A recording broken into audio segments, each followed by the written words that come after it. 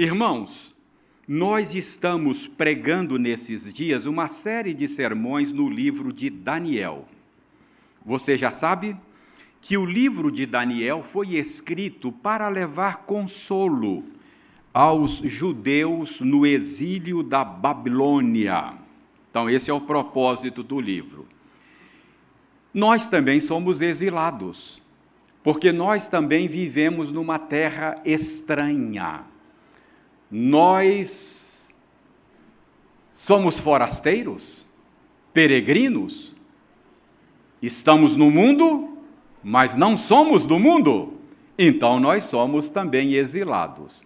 Então, se esse é um livro que consola exilados, vai consolar a nós também, não é? Então nós vamos encontrar consolo aqui. Irmãos, hoje nós chegamos ao capítulo 3. E nós vamos abordar o capítulo 3 mais ou menos como fizemos com o capítulo 2. Capítulo 3 é um longo capítulo, igual o capítulo 2. Por isso nós não vamos ler todo o capítulo e explicar como nós normalmente fazemos. Nós vamos explicar enquanto lemos e vamos ler enquanto explica. Tá bom? Vamos fazer assim hoje.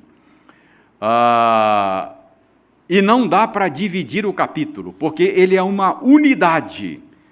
Se a gente dividir, a gente perde a lição que Deus quer nos transmitir nesse capítulo. Então, abra no capítulo 3, vamos orar, pedindo ao Senhor que nos ajude a entender a mensagem dele nesse capítulo. Obrigado, Senhor, pela tua palavra. Ela é lâmpada para os nossos pés e luz para o nosso caminho. Ajuda-nos a compreendê-la. Ajuda-nos a crer nela. Ajuda-nos a obedecê-la. Em nome de Jesus. Amém.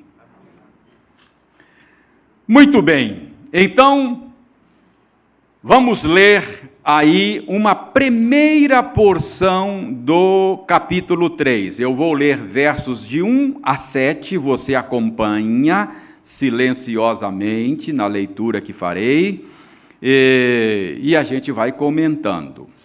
Aí diz o seguinte: o rei Nabucodonosor fez uma imagem de ouro que tinha 60 côvados de altura e 6 de largura.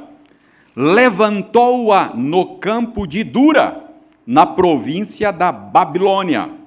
Então, o rei Nabucodonosor mandou ajuntar os sátrapas, os prefeitos, os governadores, os juízes, os tesoureiros, os magistrados, os conselheiros e todos os oficiais das províncias, para que viessem à consagração da imagem que o rei Nabucodonosor tinha levantado. Então, se ajuntaram os sátrapas, os prefeitos, os governadores, os juízes, os tesoureiros, os magistrados, os conselheiros e todos os oficiais das províncias para a consagração da imagem que o rei Nabucodonosor tinha levantado. E estavam em pé diante da imagem que Nabucodonosor tinha levantado. Nisto, o arauto apregoava em alta voz: ordena-se a vós outros, ó povos, nações e homens de todas as línguas, no momento em que ouvirdes o som da trombeta, do pífaro, da harpa, da cítara, do saltério, da gaita de foles e de toda sorte de música, vos prostrareis e adorareis a imagem de ouro que o rei Nabucodonosor levantou. Qualquer que se não prostrar e não a adorar, será, no mesmo instante, lançado na fornalha de fogo ardente. Portanto, quando todos os povos ouviram o som da trombeta, do pífaro, da harpa, da cítara, do saltério e de toda sorte de música, se prostraram os povos, nações e homens de todas as línguas e adoraram a imagem de ouro que o rei Nabucodonosor tinha levantado. No capítulo 2, nós vimos que o rei Nabucodonosor ficou muito impressionado com um sonho que ele teve. Você se lembra? Ele sonhou com uma grande estátua feita de vários metais preciosos e resistentes. Mas como nós vimos no nosso último sermão, a estátua do sonho de Nabucodonosor tinha os pés de barro. No sonho de Nabucodonosor, uma pedra despenca da montanha sem que ninguém a tivesse derrubado e esmaga a estátua até o pó. E no sonho também, a pequena pedra vira uma montanha enorme que enche toda a terra. Deus revelou para Daniel o sentido desse sonho, você se lembra? A mensagem do sonho, segundo a revelação de Deus a Daniel, era que todos os reinos humanos têm os pés de barro. Todos os reinos humanos, por mais poderosos que sejam, terão fim. Mas há um reino, o reino de Cristo, que está a caminho, que não terá fim. Agora, chegamos no capítulo 3, o que a gente encontra? A gente encontra Nabucodonosor construindo uma grande estátua. Será que esta iniciativa teria alguma relação com o sonho dele, lá do capítulo 2? Estaria Nabucodonosor tentando contradizer a mensagem do sonho? Estaria Nabucodonosor querendo reafirmar a grandeza e a perenidade do seu reino? Será que Nabucodonosor queria mostrar que o seu reino não tinha pés de barro? Irmãos, não sabemos, não dá para dizer. Talvez tenha alguma relação, talvez não. Mas o fato é que Nabucodonosor tinha formado um império enorme, um império poderoso. Nabucodonosor tinha conquistado muitas nações, cada uma com a sua cultura própria, cada uma com a sua língua.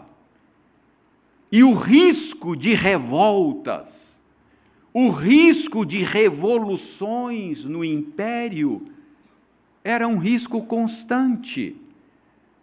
O império corria o risco de se desintegrar.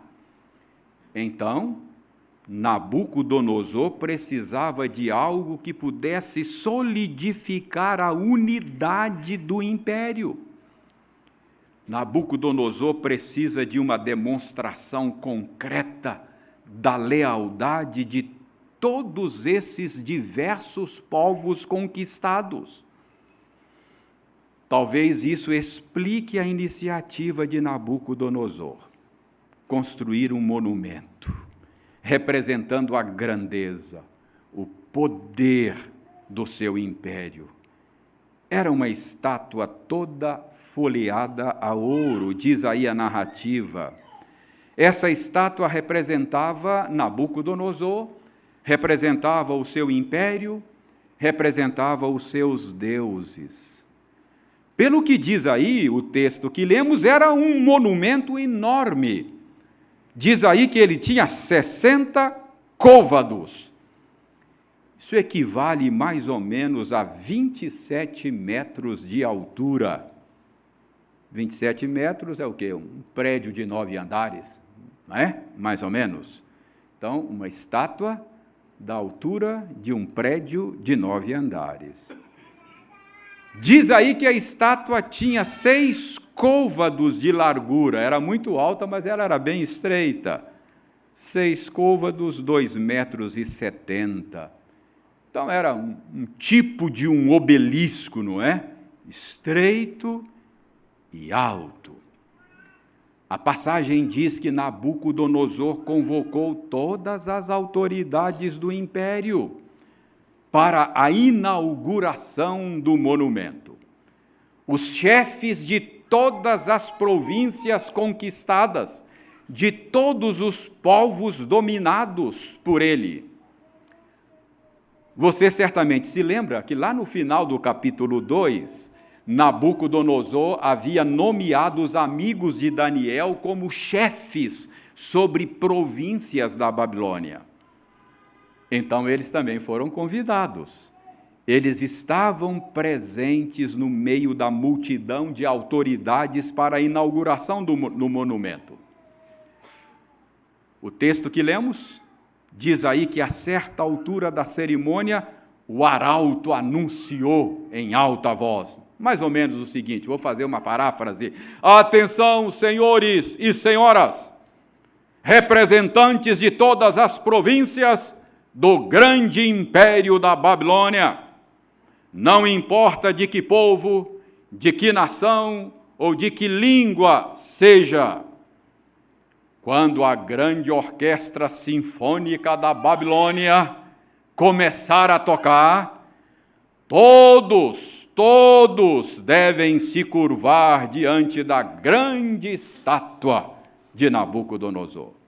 Todos deverão prestar respeito, reverência, adoração ao grande Nabucodonosor e seus deuses. E quem tiver a ousadia de desobedecer, será lançado na fornalha de fogo ardente. Esse foi o anúncio. E olha, deixa eu dizer uma coisa, Nabucodonosor não estava blefando, não.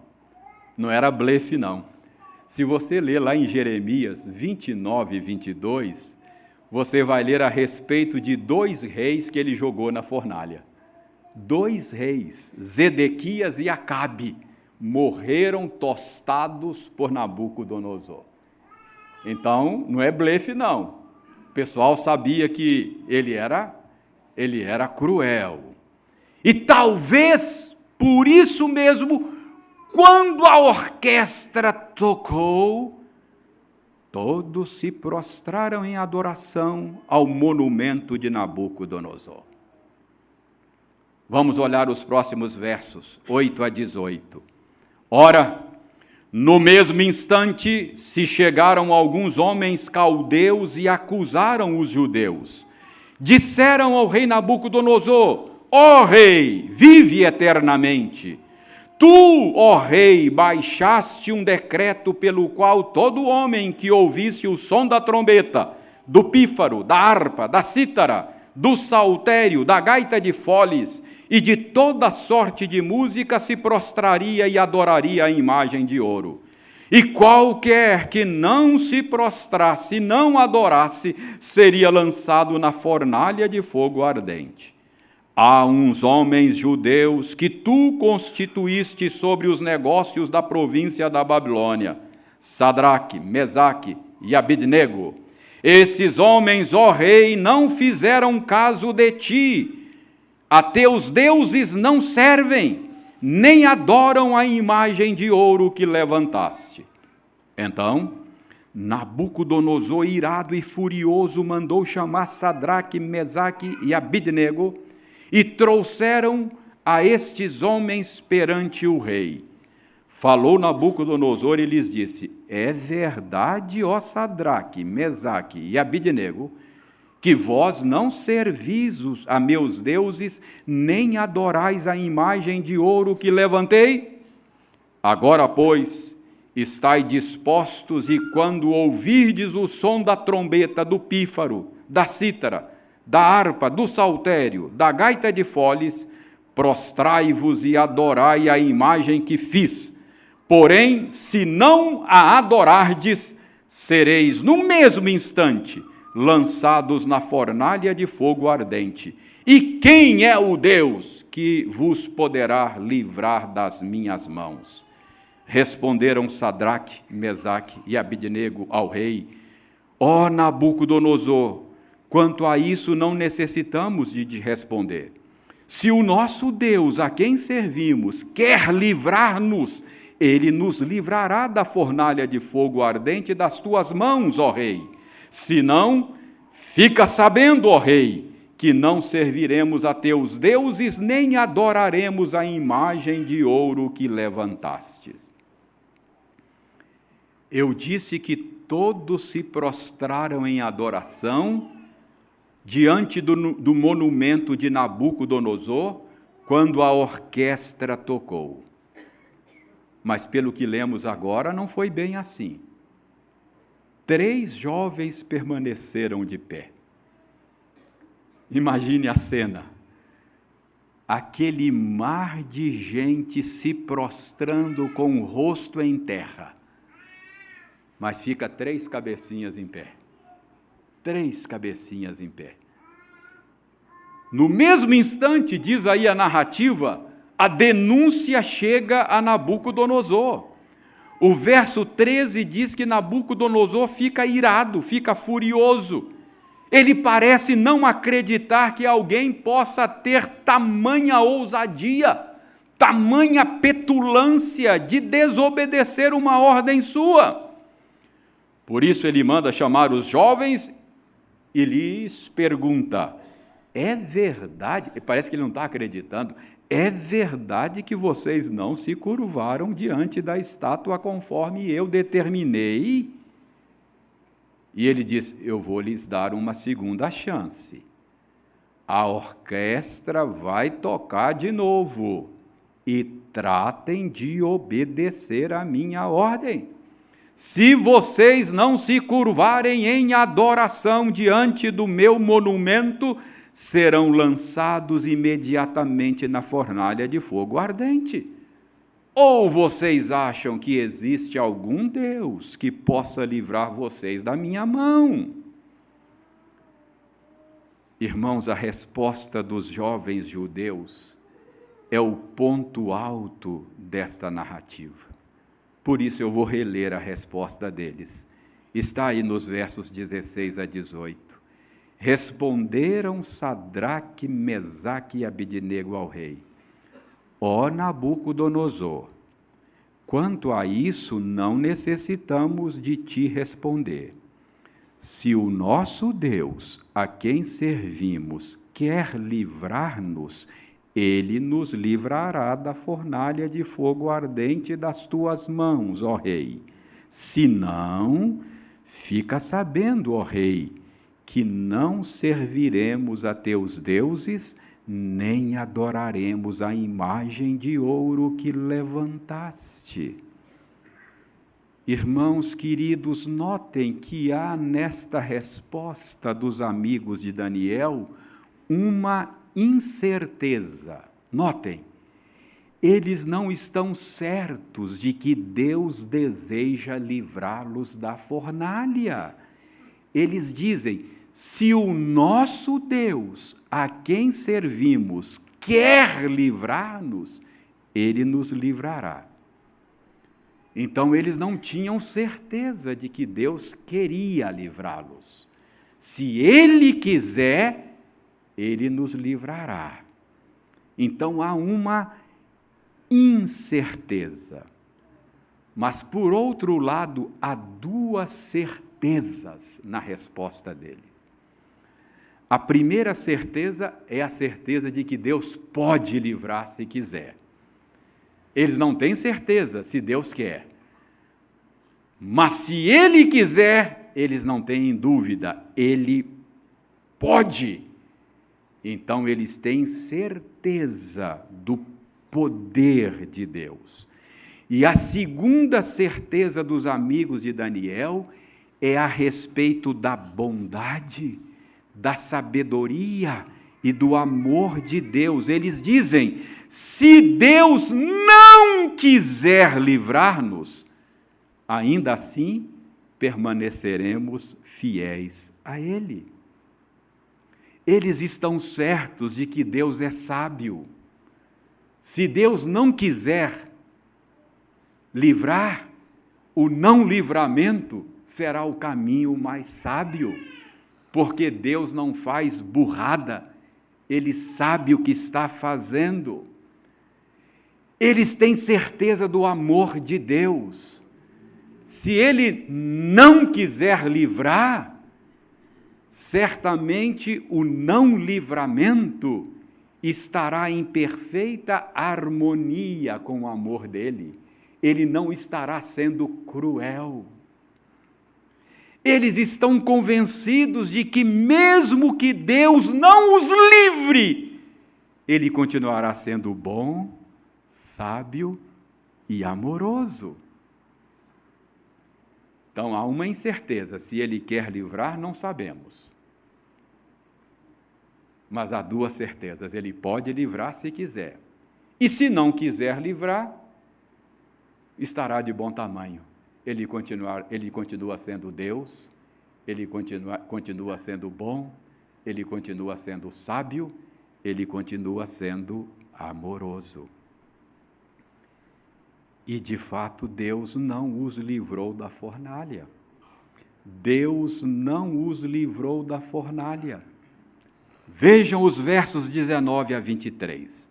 Então, Nabucodonosor se encheu de fúria e, transtornado o aspecto do seu rosto contra Sadraque, Mesaque e Abidnego, ordenou que se acendesse a fornalha 7 vezes mais do que se costumava. Ordenou aos homens mais poderosos que estavam no seu exército que atassem a Sadraque, Mesaque e Abidnego e os lançassem na fornalha de fogo ardente. Então, estes homens foram atados com seus mantos, suas túnicas e chapéus e suas outras roupas e foram lançados na fornalha sobremaneira acesa, porque a palavra do rei era urgente e a fornalha estava sobremaneira acesa. As chamas do fogo mataram os homens que lançaram de cima para dentro a Sadraque, Mesaque e Abidnego. Esses 3 homens, Sadraque, Mesaque e Abidnego, caíram atados dentro da fornalha sobremaneira acesa. A resposta dada pelos amigos de Daniel deixou Nabucodonosor mais furioso ainda. O texto diz que o aspecto do seu rosto ficou transtornado. Ele nem mandou a orquestra tocar novamente. Ele já ordenou que a fornalha fosse aquecida 7 vezes mais. No conceito hebraico, 7 é o número da perfeição. Ser aquecida 7 vezes mais significa aquecimento máximo. Máximo. Ele também deu ordens aos soldados mais fortes da sua guarda, escolheu os mais fortes, e deu ordem que amarrassem os 3 judeus. Isso deixa claro que não havia nenhuma possibilidade de escapar. A narrativa deixa claro que eles permaneceram com as suas roupas, mantos, túnica e chapéus, envoltos em tantos panos, o fogo os pegaria mais rápido. O aquecimento da fornalha e o tamanho das chamas era de tal monta que os soldados encarregados de lançarem os 3 na fornalha morreram. E o verso 23 diz que os 3 caíram atados dentro da fornalha sobremaneira acesa. Deus não os livrou da fornalha, mas o Senhor esteve com eles na fornalha. Irmãos, nem sempre o Senhor livra os seus da fornalha, mas Ele estará com eles na fornalha. Versos 24 a 30. Então, o rei Nabucodonosor se espantou e se levantou depressa e disse aos seus conselheiros: não lançamos nós 3 homens atados dentro do fogo? Responderam ao rei: é verdade, ó rei. Tornou ele e disse: eu, porém, vejo 4 homens soltos que andam passeando dentro do fogo sem nenhum dano. E o aspecto do quarto é semelhante a um filho dos deuses. Então se chegou Nabucodonosor à porta da fornalha sobremaneira acesa, falou e disse: Sadraque, Mesaque, Abednego, servos do Deus Altíssimo, saí e vinde. Então Sadraque, Mesaque e Abednego saíram do meio do fogo. Ajuntaram-se os sátrapas, os prefeitos, os governadores e conselheiros do rei, e viram que o fogo não teve poder algum sobre os corpos desses homens, nem foram chamuscados os cabelos da sua cabeça, nem os seus mantos se mudaram, nem cheiro de fogo passara sobre eles. Falou Nabucodonosor e disse: Bendito seja o Deus de Sadraque, Mesaque e Abednego, que enviou o seu anjo e livrou os seus servos, que confiaram nele, pois não quiseram cumprir a palavra do rei, preferindo entregar o seu corpo a servirem e adorarem a qualquer outro Deus, senão ao seu Deus. Portanto, faço um decreto pelo qual todo povo, nação e língua que disser blasfêmia contra o Deus de Sadraque, Mesaque e Abednego, seja despedaçado, e as suas casas sejam feitas em monturo, porque não há outro Deus que possa livrar como este. Então o rei fez prosperar a Sadraque, Mesaque e Abednego na província da Babilônia. Agora, Nabucodonosor não está mais irado. Ele está espantado, ele está surpreso, ele está perplexo. O que aconteceu? Os homens que foram lançados no fogo, amarrados, estão soltos e andando no meio do fogo. Foram lançados 3 homens, mas lá estão 4, na fornalha. E o Nabucodonosor descreve o quarto como um filho dos deuses. Nabucodonosor tem uma visão de mundo pagã, mas ele demonstra aqui ter percebido a divindade desse quarto homem. Irmãos, muitos estudiosos entendem que o que nós temos aqui é uma cristofania, ou seja, uma aparição de Cristo antes da sua encarnação. E é muito provável que isso seja verdade. É muito provável que nós tenhamos aqui uma aparição da segunda pessoa da Trindade, o eterno Filho de Deus, aquele que é chamado de Emanuel, que quer dizer Deus conosco. Então, irmãos, a lição aqui é que quando o Senhor permite que os seus sejam jogados na fornalha, Ele os assiste com a sua presença bendita. E qual foi o resultado final dessa história? Qual foi o desfecho que o caso teve? Irmãos, o primeiro resultado foi que Deus foi glorificado, versos 28 e 29. Nabucodonosor disse: Bendito seja o Deus de Sadraque, Mesaque e Abednego. Ele chega a dizer que não há Deus que possa livrar como este, final do verso 29. Então, esse foi o cenário que a providência de Deus preparou para glorificar o nome do Senhor. E não apenas isso. Os amigos de Daniel foram beneficiados. Verso 30. Então, o rei fez prosperar a Sadraque, Mesaque, Abednego na província da Babilônia. Qual é a mensagem desse capítulo, irmãos? A mensagem é: Deus não vai livrar você sempre. Deus não vai livrar você sempre. Às vezes Ele vai permitir você ser jogado na fornalha. Talvez você esteja nesses dias sofrendo pressões para se curvar diante dos deuses deste mundo. E se você resistir, talvez você sofra as consequências. Talvez você seja perseguido. Talvez você seja humilhado. Talvez você seja cancelado por isso. Talvez você sofra perdas reais. Então, Deus não vai livrá-lo da fornalha sempre. Às vezes ele vai permitir que você seja lançado na fornalha. Mas lembre-se de que você não estará sozinho na fornalha.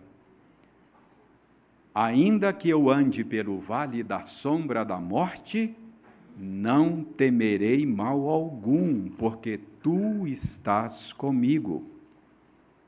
Então creia, quando Deus não livrar você da fornalha, Ele estará com você na fornalha. Não há o que temer. Além disso, creia, Ele vai usar a fornalha para glorificar o nome dEle. E Ele vai usar a fornalha para o seu bem. Todas as coisas colaboram para o bem daqueles que amam a Deus e são chamados segundo o seu propósito. Todas as coisas, até as fornalhas da vida. Qual é a lição desse capítulo? Deus não vai livrar você sempre da fornalha. Às vezes Ele vai permitir que você seja lançado na fornalha. Mas não se desespere. Você não estará sozinho na fornalha. Ele estará lá com você. Ele vai glorificar o nome dEle e Ele vai abençoar você e usar a fornalha para o seu próprio bem. Que Deus nos ajude a compreender essas coisas e que Deus console o nosso coração com esta verdade. Amém.